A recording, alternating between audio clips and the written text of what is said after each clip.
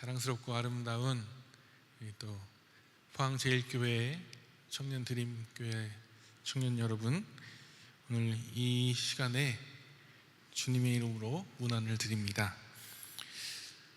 제가 오늘 여러분들을 만나뵙게 돼서 너무나 기쁘고 하나님께 감사를 드리고 이 모든 시간을 허락하신 주님께 영광을 돌립니다. 우리 함께 잠시 기도하겠습니다. 사랑의 하나님, 주의 은혜로 말씀을 전하기 위해 이 자리에 섰습니다. 두렵고 떨리는 마음으로 주의 말씀을 전할 때 성령께서 이 죄인의 입술을 주장하여 주시사 부족하고 부끄러운 모습은 감추어 주시고 주의 영광만 드러내게 하여 주시옵시고 우리 모두가 함께 은혜와 축복을 나누는 귀한 시간 되게 하여 주시옵소서. 예수 그리스도의 이름으로 감사하며 기도합니다. 아멘. 네, 소개해 주신 대로 저는 해병대 캠프 무적에서 근무를 하고 있습니다. 제가 미국에 2003년도에 가게 됐습니다. 특별히 공부를 엄청 잘했던 건 아닙니다. 근데 유학을 해야겠다는 마음을 주셔서 어떻게 미국에 갔습니다. 공부를 시작했는데 제가 영어를 굉장히 잘했던 것은 아닙니다. 그래서 정말 힘들게 공부를 했던 것 같습니다. 제가 늘 저를 소개하면서 빠뜨리지 않고 드리는 말씀 중에 하나가, 제가 어렸을 때의 일을 늘 같이 말씀을 드립니다. 왜냐하면 제가 처음 이제 교회를 다니게 됐던 게 8살 때였습니다. 저희 아버지께서 이제 사업에 실패하시고 이제 부도가 나서 가족이 굉장히 어려운 시간을 보냈습니다. 그럴 때 주위 분들의 권유에 이제 신앙생활을 처음 시작하시게 됐어요. 처음 이제 좀 이제 마음의 위로가 되시고 힘을 얻게 되시는 즈음에, 처음 이제 믿음이라는 것이 무엇인지 발견하게 될 즈음에, 제가 큰아들이거든요. 근데 제가 느닷없이 8월 달에 급성 폐렴이 걸렸습니다. 그러니까 시험이 됐죠 또. 근데 열이 막 40 몇 도까지 올라가고, 이제 병원에서는 해열제를 쓰고 아무리 치료를 하려고 해도 낫지가 않는 거예요. 그래서 그 의사들은 이제 부모님께 마음의 준비를 하시라고 하고, 근데 저희 부모님은 포기할 수 없으니까 이제 목사님, 전도사님, 모든 성도님들께 기도를 부탁하며 이렇게 기도를 하고, 그래서 그 기도의 응답으로 제가 오늘까지 이 자리에 있게 된 것 같습니다. 근데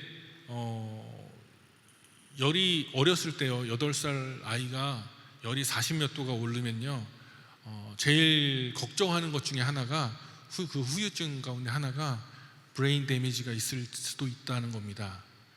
전 그게 있는 것 같아요. 그래서 제가 영어를 잘 못합니다. 그래서 23년 동안 미국에 살았는데요, 점점 한국말은 잊어버리죠. 영어는 잘 안 늘죠. 그래서 눈치만 느는 것 같습니다. 오늘 이제 정은혜 목사님 또 박 목사님께서도 늘 이렇게 여러분들께 좋은 말씀, 귀한 말씀을 이렇게 전해주시는데, 제가 와서 어쩌나 이런 또 마음의 부담도 되고 또 그런 가운데 있는데, 오늘 하나님께서 우리 모두에게 이 시간 마음의 기쁨과 감사와 은혜를 더해 주시는 시간이 되었으면 하는 마음으로 이 자리에 섰습니다. 그래서 제 소개를 하다가 말았죠. 네, 그래서 아무튼 제 2003년도에 미국에 갔다가 그곳에서 이제 신학 공부를 마치고 7년 신학 공부를 하는데 너무 이제 공부가 힘들었어요. 제 능력에 이제 어려워서 학교를 갔다 오고 나면 너무 신경 써서 그걸 듣다 보니까, 학교를 갔다 오면 너무 머리가 아픈 거예요. 그래서 타이레놀 하나를 먹고 이제 잠들었다가 또 일어나서 숙제를 하고 과제를 하고 또 공부를 하고 이런 시간을 보내다 보니까 너무 제가 계속 영어를 하면 안 되겠다는 생각이 들더라고요. 그래서 기도를 했어요. 하나님, 저는 아무래도 한국교회 가서 봉사 섬기며 살아야 될 것 같습니다. 근데 정말 응답해 주셔서 캔사스에 있는 한인교회에서 목회를 할 수 있는 길을 열어주셨어요. 그래서 그 한인교회에서 7년 동안 목회를 했습니다. 근데 그러다 보니까 점점 뜻하지 않게 미국 성도님들이 한 분씩 두 분씩 오시는 거예요. 그 이제 부인 따라서 이제 오시는 분들이 계시는 거예요. 그래서 그분들을 모른 척하고 제가 한국말로만 계속 예배를 할 수가 없으니까 이제 설교를 번역을 하기도 하고 통역을 하는 분들도 세워서 예배를 인도하기도 하고 이제 그러다 보니까 한 7년 지나니까 하나님, 영어, 한국말 둘 다 하는 거 너무 힘든 것 같습니다. 하나만 하게 해주세요. 기도를 했더니 그다음에 이제 또 영어 하는 미국인 회중교회로 또 인도를 해주셔서 미국인 교회를 8년 정도 목회를 하고 그리고 나서 이제 해군에 또 입대를 해서 채플린으로 이제까지 섬기고 있습니다. 오늘 본문 말씀을 한번 살펴보기를 원합니다. 엘리야라는 하나님의 예언자가 갈멜산에서 바알과 아세라의 추종자 850명과 대결한 후의 일이 오늘 우리가 읽은 본문의 말씀입니다. 이전에 있었던 일들을 조금 다시 정리해 보자면 여러분들 다 잘 아시겠지만 17대 1도 아니고 850대 1로 엘리야가 싸워서 이 엄청난 수적인 열세에서도 하나님만을 의지함으로 모든 이방신들의 선지자들을 물리쳤습니다. 참으로 대단한 사람이죠. 이 사람이 기도하니까 3년 동안 온 땅에 비가 오지 않았습니다. 또 그가 기도하니 죽었던 사르밧 과부의 아들이 살아났습니다. 이 사람이 기도하니까 하늘에서 불이 내려와 물에 흠뻑 젖어 있던 재물들을 모두 불살랐습니다. 우상 숭배에 빠져 있던 온 이스라엘 백성들을 하나님께 돌아오게 했던 사람입니다. 그가 다시 갈멜산에서 기도해서 이제 이스라엘에 비가 오고 가뭄이 끝나고 모든 문제가 해결된 줄 알았습니다. 하지만 그게 끝이 아니었습니다. 이스라엘의 왕비였던 이세벨이 엘리야에게 복수의 칼을 갈고 있었습니다. 이 여자가 얼마나 무서웠던지 천하의 엘리야 선지자가 자기 목숨을 위해 도망길에 올랐습니다. 그동안 수많은 시험과 어려움들을 잘 이겨내고 갈멜산의 승리를 맛보았는데 이제 홀로 도망치고 있습니다. 결국 혼자 광야에 들어가 하나님께 기도드립니다. 하나님, 저는 할 만큼 했습니다. 지금 내 생명을 거두어 주십시오.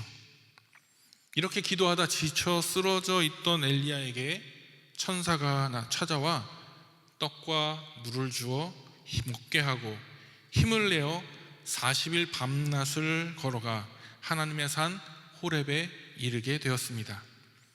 그곳 한 동굴을 찾아 거기 머물 때 하나님의 말씀이 임하였습니다. 내가 어찌하여 여기 있느냐? 그때 엘리야는 하나님께 이렇게 답합니다.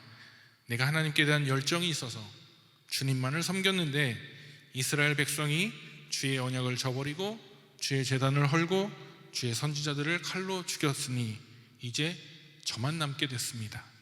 그들이 내 생명마저 빼앗으려고 합니다. 우리 모두가 알듯이 그때 하나님께서 엘리야를 밖으로 부르셨습니다.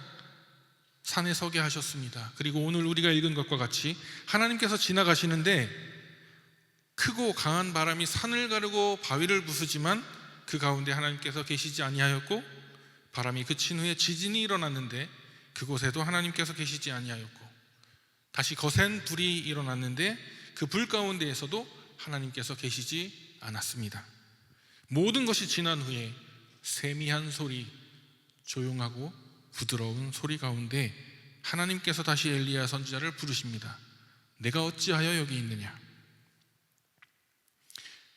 내가 어찌하여 여기 있느냐? What are you doing here? 잘 이해할 수 없는 물음입니다. 하지만 오늘 말씀을 통해서 왜 하나님께서 이런 물음을 물으셨는지 생각해 보시기 바랍니다. 제가 말씀을 안 드렸지만 제 딸아이가 하나 있습니다. 22살, 이제 23살이 돼가고 있어요. 이제 미국에서 대학교 졸업반입니다. 놀라셨죠? 네. 그래서 오늘 이 자리에 오는 것이 되게 설레었습니다. 네. 이 딸아이와 같은 젊은 친구들을 만날 수 있게 돼서. 저는 딸아이가 하나밖에 없거든요. 그래서 이 딸과 좀 친구처럼 지내고 싶었어요. 그래서 저 나름대로 많이 노력을 합니다. 그래서 딸이 좋아하는 엔플라잉 노래도 같이 따라 듣고. 네. 근데 이 아이가 또 마음이 바뀌어서 어느 날부터는 세븐틴을 좋아하는 거예요. 거기까지 못 가겠더라고요, 제가. 아무튼 근데 제 딸아이가 저한테 얘기를 해준 게 있습니다. 저한테 은사가 있대요. 기분 좋았습니다. 딸아이가 저의 은사를 알게 됐구나. 네, 은사가 재우는 은사가 있답니다. 제가 설교를 할 때 톤이 늘 이렇게 똑같아가지고 듣다 보면 엄청나게 졸리답니다. 오늘도 그 은사를 다시 발견할 수 있을지 모르겠습니다. 왜 하나님께서 엘리야를 부르셨는데 그 부르신 후에 어찌하여 여기 있느냐라고 물으셨는지. 하루 이틀도 아닙니다. 40일 밤낮을 걷게 하셨습니다. 왜 그를 그렇게 힘들게 걷게 하셨는지 우리는 알 수 없습니다. 왜 그를 다른 곳도 아닌 호렙산으로 부르셨는지도 본문은 전하지 않고 있습니다. 하지만 분명히 알 수 있는 것은 정말로 힘들었을 것이라는 겁니다. 그렇죠? 감사하게도 요즘 포항 날씨가 너무 좋죠. 작년 여름에 제가 처음 왔을 때만 해도 사우나 온 것 같았어요. 푹푹 찌는 것 같은. 정말 오랜만에 한국 더위를 경험했었는데 그래도 좋더라고요. 제가 경험했던 제일 무서웠던 여름은 1912년쯤이었어요. 제가 텍사스를 갈 일이 있었습니다. 엘파소라는 지역을 가면 좀 이런 광야 비슷한 느낌이 나요. 근데 밖에 여름에 탁 나가게 되면요, 정말 이렇게 숨이 턱 막히는 거예요. 그리고 온몸에 이 모든 물기가 다 증발해버리는 그런 기분입니다. 너무 더웠어요. 그리고 막 살이 막 타 들어가는 그런 느낌이었고요. 그런 곳을 하루 이틀도 아니고 40일을 사막을 지나서 걷다니요. 생각만 해도 아찔합니다. 이건 정말 생명을 포기하는 일일 겁니다. 성경에 다 기록되어 있지는 않았어도 분명 엘리야는 죽을 고생을 다 했을 겁니다. 발은 다 부르트고 입술은 다 말라붙고 눈이 멀어버릴 정도로 거센 그 태양빛에 숨도 쉬지 못하게 불어오는 사막의 거센 바람 속에 그 모든 것을 뚫고 호렙산에 도착했습니다. 근데 하나님께서 그렇게 고생하고 찾아온 엘리야에게 물으시는 물음이 무엇입니까? 참 잘 왔다, 수고했다, 이렇게 격려의 말씀을 하지 않으시고 오늘 우리가 읽은 대로 What are you doing here? 내가 어찌하여 여기 있느냐라고 물으십니다. 정말 우리가 몰라서 묻는 게 아니면 너 여기서 뭐해? 라는 말은 다른 뜻으로 쓰일 수 있습니다. 첫째는 놀라움을 표현할 때 쓰는 것 같습니다. 여기 있을 시간이 아니거나 마땅히 있어야 할 장소가 아닌데 다른 사람을 그곳에서 발견하면 우리가 뭐라고 묻습니까? 너 여기서 뭐해? 그렇죠? 하나님의 말씀 또한 그런 것 같습니다. 엘리야가 있어야 할 장소와 시간이 아닌 곳이기에 하나님께서 이렇게 물으셨을까요? 엘리야는 누구입니까? 그 당시 누구보다도 하나님의 기적을, 하나님의 능력을 많이 체험하고 기도의 능력으로 살아온 하나님의 사람입니다. 그런데 이 하나님의 사람이 이세벨이라는 세상의 권력자 때문에 이제는 더 이상 못 살겠다고, 그의 생명을 거두어 달라고 하나님께 간청까지 했습니다. 그리고는 계속 도망다닙니다.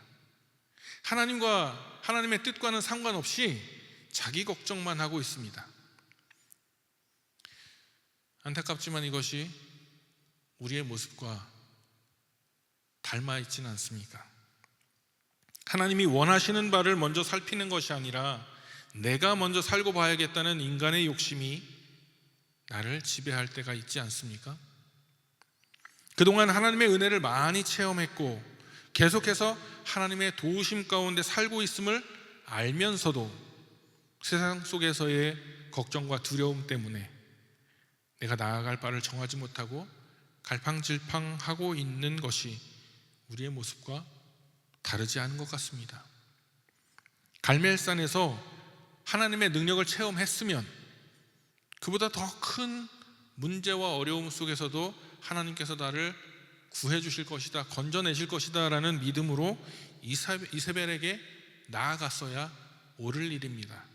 하지만 엘리야 선지자는 인간적인 두려움 때문에 도망하는 길을 택했습니다. 그래서 하나님께서는 내가 어찌하여 여기 있느냐 라고 물으십니다. 하나님께서는 말씀하십니다. 내가 있어야 할 곳은 여기 이곳이 아니라 세상 속에서 어려움에 부딪히고 끝없는 시험의 파도가 밀려오는 곳이다 라고 말입니다. 우리는 모두 알고 있습니다. 예수님을 믿으면 구원받습니다. 네. 예수님을 믿으면 복을 받습니다. 예. 근데 그 복이 모든 어려움과 걱정거리를 피하고 잘 먹고 잘 사는 것이다? 아닙니다. 진실하게 신앙생활하는 사람에게도 분명히 시험이 있고 환난이 찾아올 수 있습니다. 그런데요, 하나님께서 주시는 복은 그것들을 두려워하지 않는 축복입니다.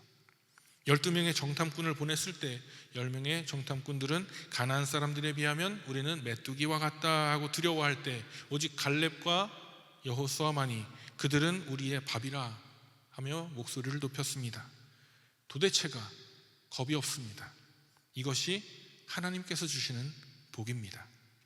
초대교회 사도들은 유대인의 공회에서 끊임없이 협박을 당하고 채찍질을 당하여도 예수님의 이름을 증거하는 일을 멈추지 않았습니다. 예수님께서 잡히실 때만 해도 겁이 나서 도망쳤던 베드로는 이제는 그가 변해서 감옥에 갇혀서 죽을 시간만을 기다리고 있는 그때에도 담대하게 깊은 잠을 잘 정도로 변하게 되었습니다. 이것이 하나님께서 주시는 복입니다. 하나의 시험을 이기면 대부분의 경우 더 큰 어려움이 찾아올 때가 있습니다. 엘리야가 그랬습니다. 갈멜산에서 모든 어려움이 끝났다고 생각하니 더 큰 문제가 생겼습니다. 우리들의 신앙의 여정에도 어떻습니까? 무언가 우리가 성취를 하게 되면요, 같은 문제가 생기는 것 같습니다. 토익 시험을 잘 봤는데 그 다음에 이제 다시 취업이라는 어려운 문이 놓일 수도 있고요. 취업을 했는데 그 다음에 또 다른 문제들이 생길 수도 있습니다.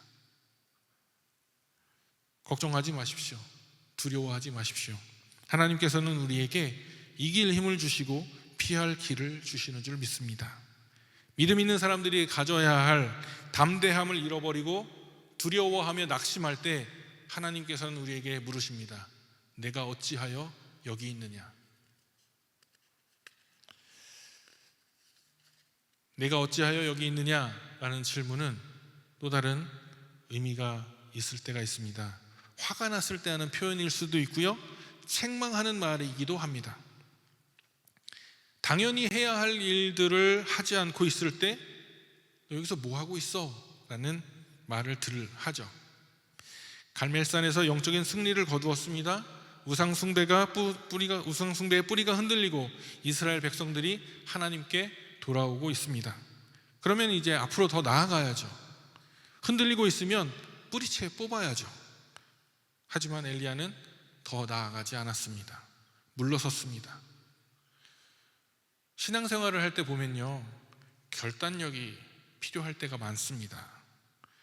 이스라엘 백성들이 모든 가나안 땅을 차지하고 났을 때 여호수아는 결단합니다. 나와 내 집은 여호와를 섬기겠노라. 삶을 되돌아보면 고비고비 하나님께서 보이지 않는 손길로 우리를 인도하신다는 것을 느낄 때가 있습니다. 앞서 말씀드렸듯이 제가 미국에 가서 생활했던, 그런 공부했던, 또 목회하면서 제가 생각하지 않았던, 제가 처음에는 시카고에 살다가 캔사스로 갔다가 다시 위스콘신으로 갔다가 또 군대에 와서 시카고에 있다가 한국에 왔다가 지금 계속 돌아다니고 있습니다. 네, 이렇게 다닐 줄 저는 몰랐어요. 하나님께서 여러분의 삶을 또 어떻게 인도하실 줄도 모르죠. 지금 불확실한 가운데 있지만 저는 분명히 하나님께서 여러분들을 더 귀한 일들로, 더 많은 사역들로, 사명들로 또 인도하실 줄 믿습니다. 제가 기도하고 바라고 간구하는 것 중에 하나는 뭐냐면요, 미국에 있다 보니까 그런 얘기를 들었어요. 많은 그 아시아 이민자들이 있거든요. 근데 중국 사람들이 가는 곳엔 식당이 생긴답니다. 그런 얘기 들어보셨어요? 네. 그래서 어느 시골 마을이든 가면 차이니스 레스토랑이 항상 있어요. 그 뷔페 하는 데가요. 근데 한국 사람들이 가는 곳은요, 늘 교회가 생긴답니다. 그래서 이스라엘 민족들이 나라가 망하고 흩어졌을 때 흩어진 사람들이라고 이야기하는 디아스포라를 이제는 한국 사람들을 코리안 디아스포라라고 얘기를 해요. 그래서 그 흩어져 있는 그 많은 한국 사람들을 통해서 곳곳마다 교회가 세워지고 신앙의 공동체들이 세워지고 또 그것을 통해, 그 일들을 통해서 많은 사람들이 하나님께 돌아오는 일들이 일어나고 있는데, 또 박영호 목사님께서도 그렇게 귀한 사역들, 또 코스타 사역들을 하시고 그래서 너무 감사하고, 근데 이곳에 있는 청년들께서도 그런 귀한 또 비전을 가지고 하나님께서 부르시는 사명으로 나아가시기를 바랍니다. 우리 마음속에는 때로는 요행을 바라는 마음들이 있어요. 하나님께 의지하지 않고 운명이라는 말로 우리의 행동을 포장하려고 할 때도 있습니다. 하나님만을 의지하려고 하는 마음, 하나님만을 섬기려고 하는 마음, 이것이 우리에게 당연히 있어야 할 것입니다. 잘 사용하라고 만들어진 물질의 마음을 빼앗기고 돈에 연연하게 된다면 그것은 물질을 섬기는 것입니다. 귀중한 시간이라고 해서 하나님께 드리기보다는 나의 즐거움만을 위해 사용한다면 그것은 또 다른 의미의 종살이일지도 모릅니다. 우리의 마음이 하나님께 집중하지 못하게 방해하는 것이 있다면 그것이 오늘 우리가 뿌리 뽑아야 할 우상의 잔재인 것입니다. 우리의 마음이 하나님께 집중하지 못할 때, 우리의 예배에서 신령과 진정을 찾지 못할 때 하나님께서는 우리에게 이렇게 물으십니다. 내가 어찌하여 여기 있느냐? 사람의 마음이 참 간사하죠. 힘의 논리에 약한 것이 사실입니다. 힘 없는 사람 앞에서는 강해지려고 하고 힘센 사람 앞에서는 약해지는 것이 인간의 습성입니다. 엘리야 선지자를 보면 그런 모습이 보이죠. 하나님의 강하신 능력을 보고 행하면서도 세상 권세를 잡고 있던 이세벨 왕비를 두려워합니다. 내가 어찌하여 여기 있느냐라는 물음에 자기는 힘이 없어서 이스라엘 백성들이 죽이려고 해서 도망쳤다라는 대답만 하고 있습니다. 하지만 그것이 하나님께서 원하시는 것이 아닙니다. 약한 이들을 담대하게 돕고 강한 이들에게 하나님을 두려워하게 만드는 것이 하나님께서 원하시는 신앙의 모습, 신앙인의 모습이죠. 제가 아무래도 군대에 있다 보니까 군대에서 저희는 resilience라는 말을 많이 씁니다. 한국말로 한국 군대에서는 회복 탄력성이라고 얘기를 합니다. 뭐냐면 어떤 큰 일을 겪었어요. 힘든 일을 겪었어요. 그러고 나서 다시 회복될 수 있는 그 능력, 그것을 회복 탄력성이라 resilience라고 얘기를 하는데요. 최근에 제가 읽었던 그 제일 감동적이었던 글 중에 하나가 한때의 수현, 누군가의 찬혁이라는 사설이 있었습니다. 혹시 보신 적 있으신가요? 여러분 잘 아시는 악동 뮤지션의 이야기죠. 그 동생인 수현이 수년 동안 슬럼프에 빠져 있었죠. 네, 오빠인 찬혁이 그 시간을 함께 견뎌내면서 이겨낼 수 있도록 도왔고, 그 결과가 최근에 여러분들 많이 듣고 있는 제목이 뭐죠? 네, 그거예요. 네, 저는 잘 모릅니다. 네. 그래서 그 이야기가 여러분들 모두가 저를 포함해서요, 우리들 모두는 한때 수연이처럼 그런 슬럼프가 영적이든 육적이든 우리에겐 슬럼프가 찾아올 수 있다는 겁니다. 하지만 엘리야가 그런 슬럼프를 겪었을 때 하나님께서 천사를 보내셔서 떡과 물을 먹고 힘을 내서 그 길을 걸어갈 수 있게 하셨던 것처럼, 우리가 누군가에게 힘을 내게 해줄 수 있는, 응원하고 또 격려하며 서로를 이렇게 북돋아 줄 수 있는 귀하고 아름다운 청년분들이 될 수 있으면, 그것이 바로 이 땅에서 힘의 논리를 우리가 극복해낼 수 있는 그런 모습이 될 수 있지 않을까 생각합니다. 세상의 힘의 유혹에 빠지지 마시기를 바랍니다. 크고 강한 바람이 불고 지진이 나고 불이 일어도 하나님께서는 그곳에 있지 아니하시고 세미한 음성 가운데 계셨습니다. 분명 우리의 믿음은 겨자씨 한 알만큼만 있어도 산을 들어 옮길 수 있고, 크고 강한 바람같이 산을 가르고 바위도 부술 수 있습니다. 진정 우리의 믿음은 세상을 뒤엎을 만한 힘이 있습니다. 큰 물같이 세상을 정화시킬 능력이 있습니다. 하지만 그것이 어디에 기초를 두고 있습니까? 하나님의 세미한 음성을 듣는 일입니다. 믿음은 들음에서 난다고 하셨습니다. 세상을 변화시킬 강력한 힘도, 모든 잘못된 생각들을 부수어버릴 새로운 가치 기준도 모두 내 안의 작은 변화에서 시작됩니다. 내 안에서의 작은 움직임이 없으면 우리는 그 어떤 것도 바꿀 수가 없습니다. 하나님의 크고 능하신 손길을 기다리십니까? 먼저 내 마음에 주시는 부드럽고 조용한 그 작은 소리에 귀 기울이시기를 바랍니다. 내가 먼저 낮아져야 한다는 그 세미한 음성에 귀를 기울이시길 바랍니다. 내가 먼저 이해해야 한다는 그 세미한 음성을 들으시기를 바랍니다. 내가 먼저 사랑해야 한다는 그 세미한 음성을 들으시기를 주님의 이름으로 부탁드립니다. 그 세미한 음성을 듣지 못할 때 하나님께서는 우리에게 말씀하십니다. 내가 어찌하여 여기 있느냐?